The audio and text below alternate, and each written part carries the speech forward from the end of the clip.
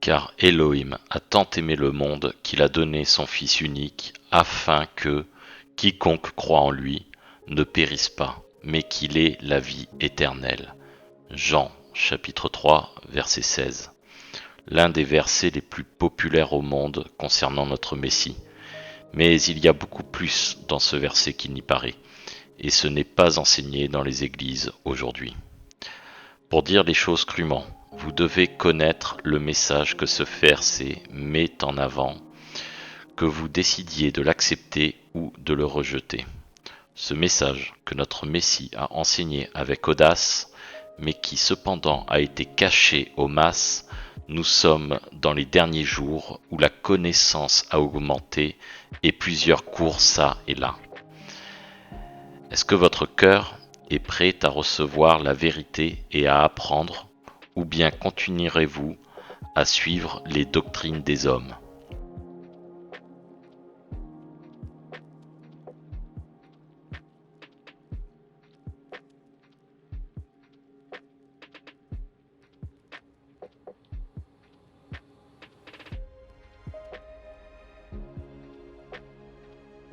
Alors, par où commencer ? Mettons-nous d'abord d'accord sur quelques éléments. Jean 14,6, dans lequel notre Messie, Yahushua, que vous connaissez probablement sous le nom de Jésus, a déclaré « Je suis le chemin, la vérité et la vie. Nul ne vient au Père que par moi. » J'espère que nous pouvons être d'accord que sans croire en lui et en son nom, le salut ne peut être obtenu. Il est le Messie qui était prophétisé et qui a donné sa vie pour nous et a été le sacrifice final. Ceci est le lait de la parole, les bases mêmes de notre croyance, nos premiers pas de petit enfant devant notre Créateur. Considérons ce passage de 1 Pierre. Désirez comme des enfants nouveau-nés le pur lait de la parole, afin que par lui vous croissiez pour le salut. Cette vidéo se concentrera sur la croissance, telle que nous devons tous nous efforcer de croître. Ce que nous allons faire est de décomposer Jean 3, versets 16 à 21, qui sont connectés et parlent d'une parabole importante qui a été cachée pendant des siècles. Dans ces versets, Adonai parle sous forme de parabole comme il l'a souvent fait, et comme il était également prophétisé qu'il allait faire. Yahushua a dit toutes ces choses aux foules par des paraboles, et sans parabole il ne leur disait rien, afin que s'accomplisse ce qui a été annoncé par le prophète, disant « J'ouvrirai ma bouche en parabole, je déclarerai des choses qui ont été cachées dès la fondation du monde. » Avec ça à l'esprit, revenons à Jean 3, 16 et continuons à lire pour déchiffrer ce que notre Messie veut que nous comprenions et ce que vous devez savoir. Car elle a tant aimé le monde qu'il a donné son Fils unique, afin que quiconque croit en lui ne périsse pas, mais ait la vie éternelle.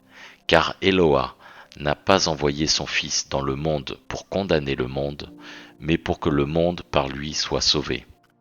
Celui qui croit en lui n'est pas condamné, mais celui qui ne croit pas est déjà condamné, parce qu'il n'a pas cru au nom du Fils unique d'Eloa. La plupart comprennent ces versets jusqu'à présent, mais nous devons continuer à lire la suite car ces passages sont connectés. Et voici la condamnation, c'est que la lumière est venue dans le monde et les hommes ont mieux aimé les ténèbres plutôt que la lumière, car leurs œuvres étaient mauvaises. Car quiconque fait le mal déteste la lumière et ne vient pas à la lumière, de peur que ses œuvres ne soient réprouvées. Mais celui qui pratique la vérité vient à la lumière, pour que ses œuvres soient manifestes, parce qu'elles sont faites au nom de elle. Donc, qu'est-ce que nous venons de lire ? Yahushua a parlé sous forme de parabole, ou une meilleure façon d'exprimer cela, il a parlé de manière dissimulée. C'est notre travail, en tant que ses disciples, d'être studieux dans sa parole, et cela grâce à l'esprit que le Père a accordé pour permettre de nous conduire dans la vérité. La gloire de Elohim, c'est de cacher les choses. La gloire des rois, c'est de sonder les choses.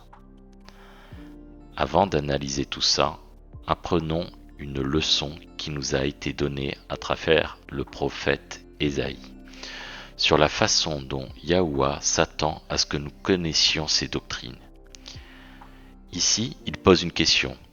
À qui enseigne-t-il la connaissance et à qui fait-il comprendre la doctrine? À ceux qui sont sevrés du lait et tirés du sein maternel. Rappelez-vous que nous devons grandir depuis notre enfance, en buvant le lait de la parole jusqu'à la maturité. Car précepte doit être sur précepte, précepte sur précepte, ligne sur ligne, ligne après ligne, ici un peu et là un peu. Frères et sœurs, si nous voulons comprendre ce que Yahusha a enseigné, nous devons comprendre ce concept, nous devons connaître d'autres passages de sa parole pour correctement déchiffrer les passages qui sont connectés. Utilisons ce concept que nous venons juste d'apprendre dans Ésaïe 28 et appliquons-le ici. Nous voyons le mot lumière qui est utilisé 5 fois. Mais beaucoup n'ont aucune idée de ce que ce mot lumière implique réellement. Passons en revue quelques versets parallèles qui nous aideront à définir le mot et l'usage de la lumière. Gardez à l'esprit qu'il ne s'agit que d'une poignée d'exemples parmi d'autres, mais un bon point de départ pour commencer. Ta parole est une lampe à mes pieds et une lumière sur mon chemin. La révélation de tes paroles donne la lumière, elle donne la compréhension aux simples. Les commandements de Yahuwah sont justes, ils éclairent les yeux. À la Torah et au témoignage. S'il ne parle pas selon cette parole, il n'y a pas d'aurore pour lui. Et enfin, le commandement est une lampe et la Torah une lumière, et les réprimandes de la correction sont le chemin de la vie. Proverbe 6, verset 23.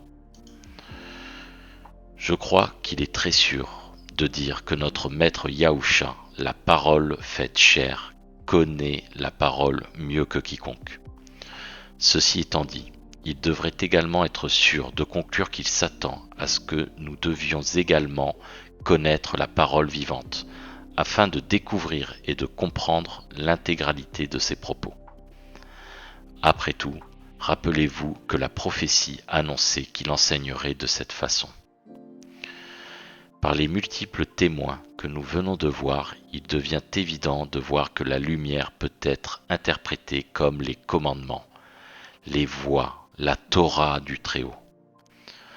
Maintenant, pour finir, retournons à Jean 3, avec la compréhension que la lumière équivaut à la Torah, qui est aussi connue sous le nom de loi, mais qui peut être traduite aussi par instruction. Car elle a tant aimé le monde qu'il a donné son Fils unique, afin que quiconque croit en lui ne périsse pas, mais ait la vie éternelle. Car Eloah n'a pas envoyé son Fils dans le monde pour condamner le monde, mais pour que le monde, par lui, soit sauvé.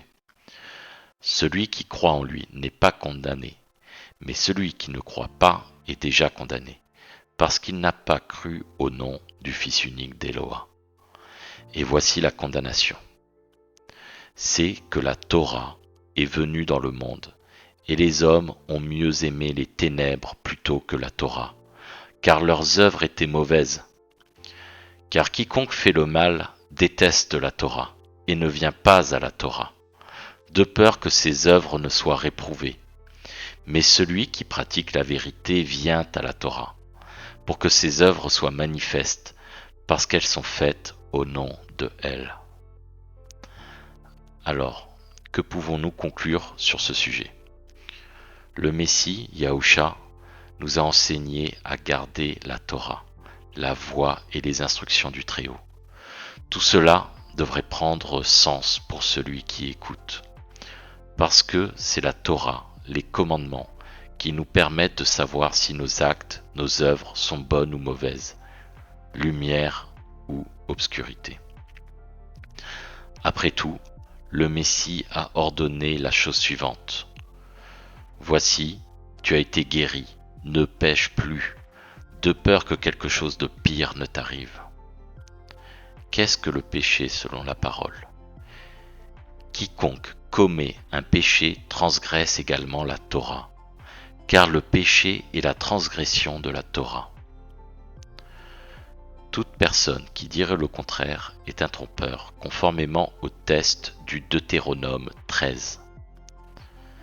Certains d'entre vous, à ce stade, peuvent être frustrés par tout cela, puisque la plupart d'entre nous, il nous a été enseigné le contraire durant toute notre vie.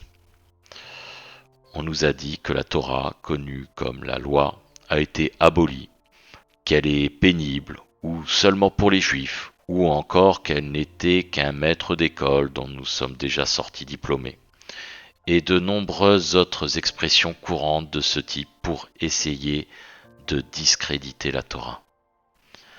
Frères et sœurs, sachez que ces déclarations ne pourraient pas être plus éloignées de la vérité.